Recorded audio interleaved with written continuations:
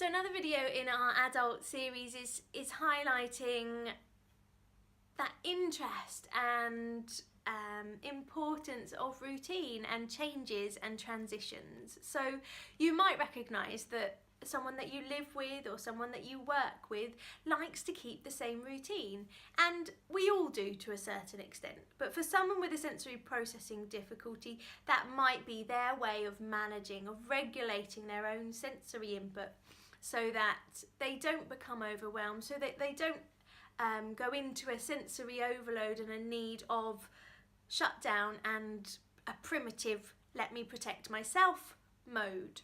So one of the main reasons for this is generally relating to hypersensitivity. So a classic characteristic of someone who is hypersensitive might be displayed in a need of being in control. So I need to control the sounds that are in my environment, the lighting that's in my environment, the people that are in my environment. I need to think about how my body is in this space. So if every morning I wake up, I'm going to go to the bathroom, have my breakfast, get dressed, brush my teeth, go to work.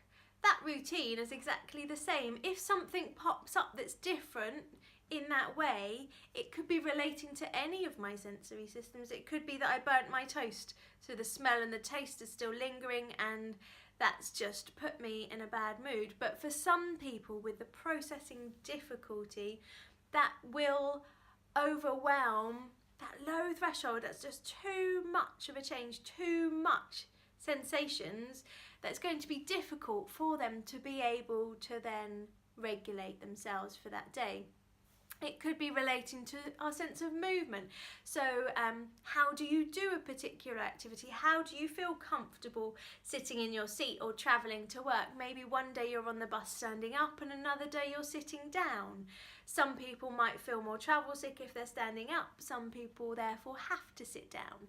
If that slight change happens, it can change the whole way that you feel for the rest of the day.